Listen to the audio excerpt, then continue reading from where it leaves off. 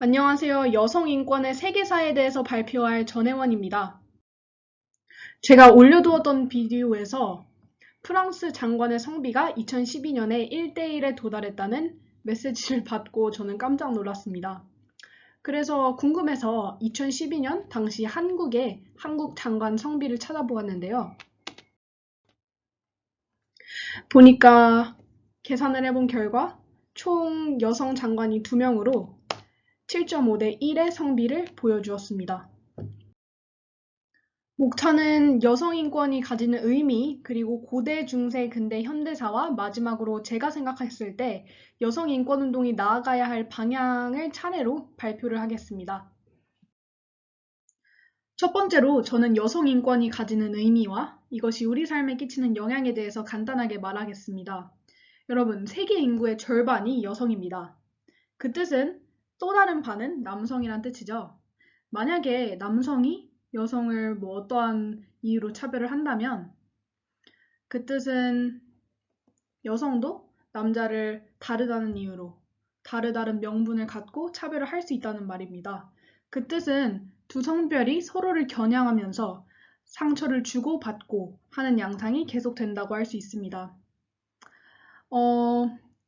예를 들어서 우리나라 정치계에서 봤을 때 여성 장관이 매우 작았던 걸로 볼 수 있는데요. 우리 정치는 정책을 만들 때 여러 사람의 의견을 대변을 해야 되지만 만약에 많은 장관들이 남성이 된다면 여성들은 여성들에게 맞는 그런 정책의 수혜를 받기가 어렵겠죠. 이렇게 이 남녀 평등의 문제는 우리 삶 여러 군데에 다 볼 수 있습니다. 고대사입니다. 어떤 문헌에 따르면 플라톤이 세계 최초의 페미니스트다라는 설이 있습니다. 플라톤의 저서 국가에서 그는 정치를 할 때 여성이건 남성이건 모두 적정한 교육을 받으면 가능하다라고 말한 바가 있습니다. 제가 소개할 인물은 플라톤보다는 여기 이 아테네 학당에 있는 이 하얀 옷을 입은 여성입니다. 이분은 바로 수학자 헤스티아입니다. 이분은 400년도에 있었던 로마 사람인데 이 당시에는 철학이랑 종교의 논쟁이 매우 심했던 시기였습니다. 그녀는 기독교인이 아니었고요. 그래서 최초의 여성 수학자, 매우 실력 있는 분이셨지만 결국 기독교 주교에 의해 마녀 사냥으로 사형에 처하고 맙니다. 중세사인데요.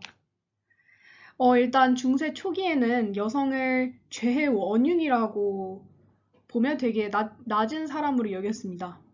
하지만 시간이 지나면서 사회 경제적 지위가 높아지면서 여성을 승화시켜서 마리아적 여성관이라는 게 생겨났습니다. 중세 초기에는 예수님의 어머니인 마리아를 신성하게 여기지 않았지만 이후에는 그녀를 매우 신성하게 여기고 이 조각상 또한 이 피에타상이라는 조각상인데요. 성모 마리아를 되게 신성하게 나타냈다는 점이 무엇이냐면 그녀의 얼굴은 되게 어린 여성의 모습을 하고 있습니다. 그녀가 분명 30살 먹은 사람의 어머니임에도 불구하고 그녀의 얼굴을 젊게 그렸다는 것은 그녀는 나이가 들지 않는다, 신적이다 라고 묘사했다고 볼 수 있습니다. 근대사입니다. 제가 첫 번째로 소개하고 싶은 인물은 영국의 메리 울스턴크래프트입니다. 이분은 작가이자 철학자이셨고 여기 보이시는 여성 권리 옹호라는 책을 작성했습니다. 이 책의 대표적인 키포인트는 여성에게도 교육의 필요성을 강조했다는 점인데요. 이 당시에는 여성은 남성보다 열등한 존재다. 여성은 교육을 받아도 쓸데가 없다. 머리가 안 좋기 때문에. 이런 상식이 보편화돼 있었다고 합니다. 하지만 그녀는 여성이 교육을 안 받았기 때문에 사회에 진출하기 어려운 것이고 이 때문에 차별이 계속 심해지고 있는 것이다. 여성은 교육을 받을 필요가 있다. 라는 내용을 담은 이 책을 쓰게 되는 것입니다. 두 번째로 소개하고 싶은 인물은 프랑스의 울랭프 드 구주인데요. 이분은 진보적 평화를 추구하는 정치인이었습니다. 이분이 한 대표적인 일은 여기 보이시는 프랑스 인권 선언의 한계인 여성 차별을 극복하여 무엇을 만드냐면 여성 시민의 권리 선언을 발표하게 됩니다. 그녀는 프랑스 혁명 이후에 가정수를 거부했다라는 이유로 단두세에서 처형을 당하는데요. 근데 그것보다는 이분의 영향력이 너무 세서 정치적인 이유로 사형을 됐다고 할 수 있습니다. 이분의 유명한 영어는 여성이 사형대에 오를 권리가 있다면 의정 연설 연단에 오를 권리도 있다 라고 하는 멋진 말이었습니다. 제가 세 번째로 소개하고 싶은 인물은 미국의 수잔 B. 앤서니입니다. 이분은 1872년 미국 여성 최초로 투표를 하게 되는데요. 근데 이 투표가 합법적인 것이 아니었습니다. 그녀는 여성의 참정권이 없었을 당시 투표를 했고 그 이유는 이 투표를 해야지만 법정에 자신이 가서 여성의 권리에 대한 이야기를 할 수 있기 때문이라고 합니다. 그녀가 한 일은 뭐 투표한 것 말고도 엄청나게 많지만 제가 대표적인 사건을 말하는 거고요. 이분의 이름을 따서 수잔 B. 앤서니 조항이 있는데요. 이 조항은 미국 시민의 투표권은 성별을 이유로 미합중국 또는 어떤 주에 의해서도 부정되거나 제한되지 아니한다 라는 조항이 있다고 합니다. 여기 보이시는 그녀의 무덤인데요. 사람들은 투표를 한 뒤에 그녀의 무덤에 가서 투표 스티커를 붙인다고 합니다. 제가 네 번째로 소개하고 싶은 인물은 영국의 에멀린 팽크허스트인데요. 여러분 그 서프라제트라는 영화 보셨나요? 이 영화에 보면은 어떤 이분이 연설을 하고 도피를 하고 계속 이런 삶을 반복하십니다. 이분이 바로 영국의 Women Social and Political Union의 지도자이신데요. 이 단체의 전략은 어떤 큰 행사에서 어떤 큰 행사에서 엄청난 뭐 사건을 일으켜서 여성 인권에 이목을 집중시키려고 하는 전략인데요. 뭐 예를 들어서 이 사진에서 보시다시피 공공시설을 파괴하고 유리창을 깨트리고 아니면 이 1913년 경마장에서 왕의 말에 뛰어들어 여성 참정권을 훨씬 더 널리 알리게 된 에밀리 데이비슨처럼 이런 전략을 펼쳤다고 합니다. 이분들은 단식 투쟁으로도 유명해요. 결국 영국은 이 단체에 힘입어 여성도 참정권을 얻게 됩니다. 그 다음에 세계 제1, 2차 대전이 열리면서 여성 인권이 엄청나게 신장되게 됩니다. 과거에는 여성이 가질 수 있는 직업은 뭐 다른 귀족 집안의 가정부 정도밖에 되지 않았지만 남성들이 모두 군대에 간 후에 공장에 인력이 부족해서 여성들로밖에 채우지 못한 상황이 되자 이 여성들도 일을 할 수 있다, 할 능력이 된다 라는 인식이 더 퍼지고 여성들의 노동이 되게 귀하게 여기게 되면서 여성의 인권이 엄청 신장되었습니다.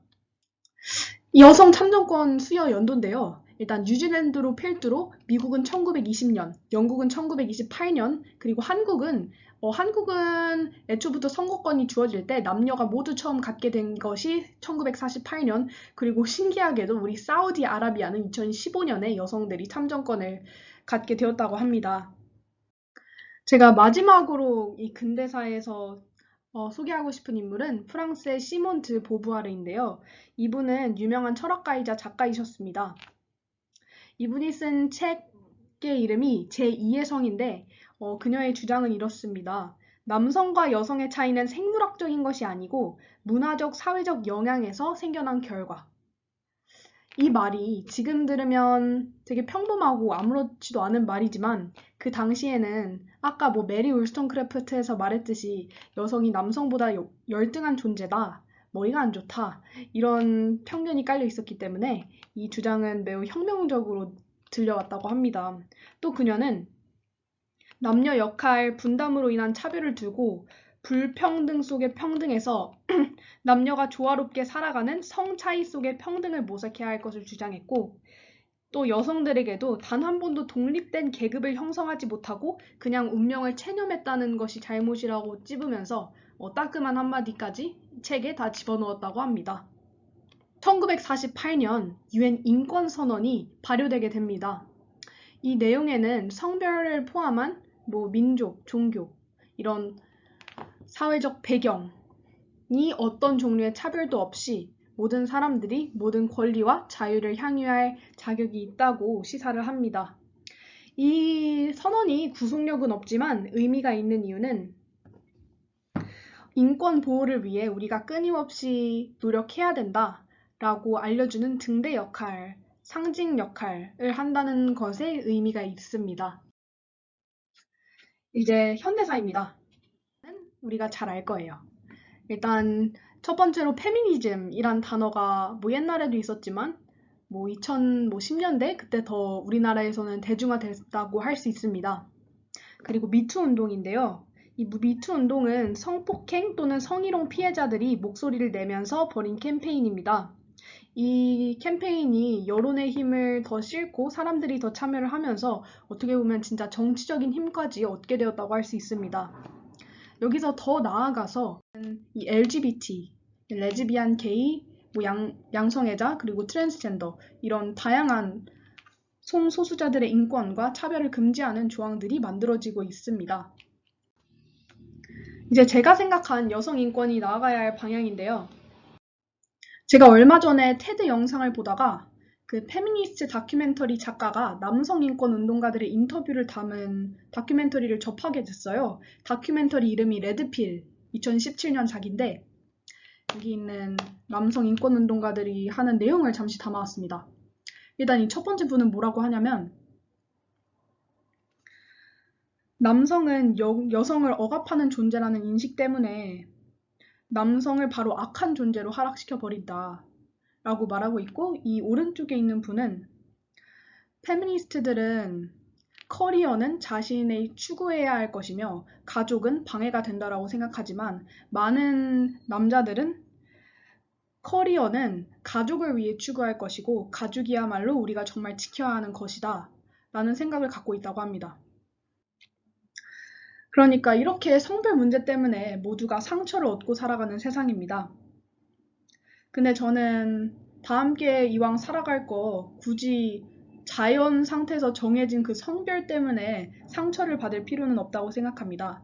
따라서 저는 제 생각을 다름을 인정하고 어우러져 살아가자 라는 한 문장으로 정리하고 발표를 마치겠습니다. 감사합니다.